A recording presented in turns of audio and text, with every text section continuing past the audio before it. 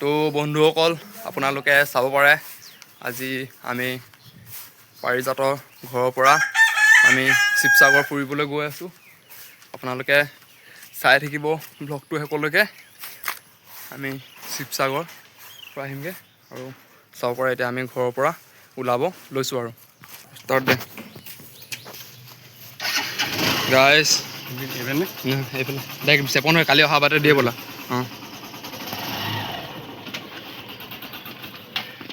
Of নকৰিবি ক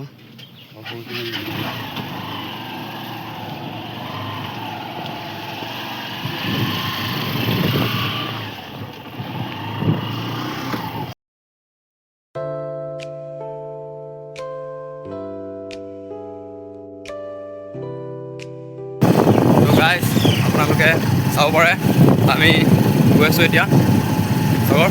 আপোনালোকে ভিডিঅ'টো শেষলৈকে চাই থাকিব আৰু ভাল লাগিলে লাইক শ্বেয়াৰ ছাবস্ক্ৰাইব কৰিব। গাইজ এতিয়া চাব পাৰে আমি পাৰিজাতৰ পৰা ওলাই পিনি চেপন হৈ পিনি শিৱসাগৰ ফালে গৈ থাকিম।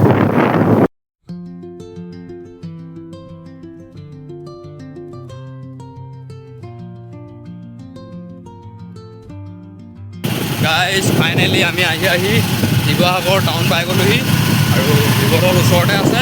আপোনালোকক সেইটো দেখুৱাই দিওঁ, আপোনালোকে চাই থাকক।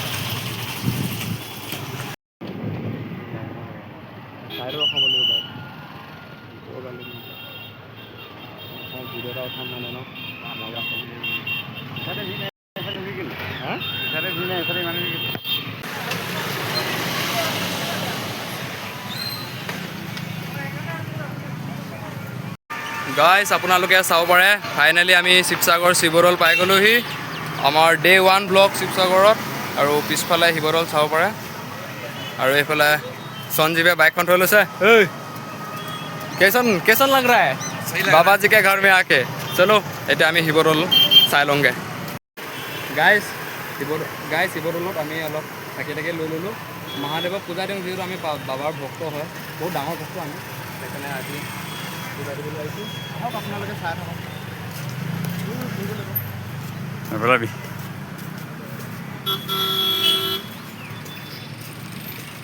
ফটো টামাম বোলো গোবিন লৈ যানে ভিডিঅ' কৰি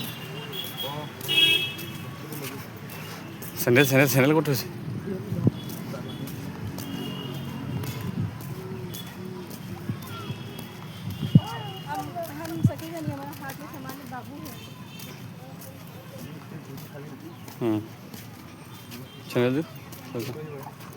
গাইজ এতিয়া আমি শিৱদৌলৰ শিৱসাগৰ বৰপুখুৰীৰ পাৰে পাৰে আমি খোজকাঢ়ি অলপ দৃশ্যবোৰ চাইছোঁ, যথেষ্ট ভাল লাগিছে।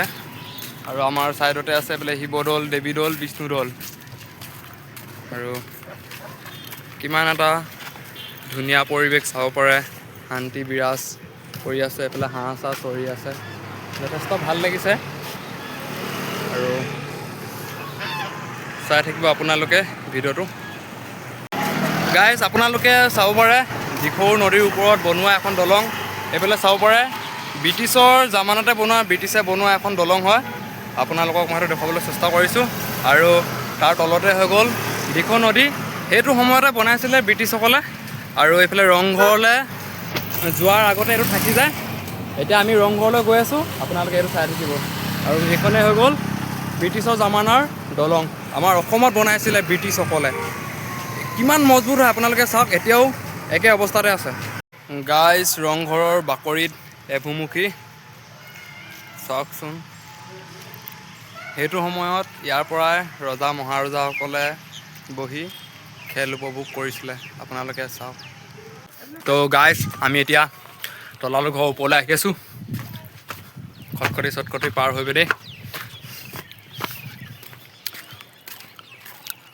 ইয়াৰ পৰা চাব পাৰে তেতিয়া দিনতে ৰজা মহাৰজাৰ দিনতে নিৰ্মাণ কৰা হৈছিল এই তলাতল ঘৰটো।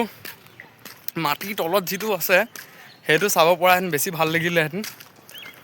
আৰু মই জনামতে ইয়াত হেনো সেইটো সময়ত যেতিয়া মহাৰজা আছিলে তেতিয়া ইয়াত 10,000 সৈন্য একেলগে মানে থাকিব পাৰে বুলি কৈছিলে ইয়াত 10,000 সৈন্য। সেইটো আপোনালোকে অধ্যয়ন কৰিলে পাব ভালদৰে। বলক আৰু ওপৰৰ পৰা আপোনালোকক দেখুৱাবলৈ চেষ্টা কৰোঁ। আৰু আমাৰ পিছফালে সঞ্জীৱে কেমেৰাত ভিডিঅ'বিলাক কৰি আছে। বন্ধুসকল আপোনালোকে চাব পাৰে আমি এতিয়া তলাতল ঘৰৰ ভিতৰৰ সকলোবোৰ দৃশ্য চাই আছোঁ। আৰু এইকণ জেগাত হেনো সেইটো সময়ত ৰজা মহাৰজাসকলে শৌচ প্ৰস্ৰাৱ কৰিছিলে বুলি কৈছে। এইকণ জেগাতে আপোনালোকক সেইটো দেখুৱাই দিব চেষ্টা কৰিলোঁ। গাইজ আপোনালোকে চাব পাৰে মোৰ পিছফালে যিটো দৌল আছে এইটো হৈ গ'ল জয়দৌল।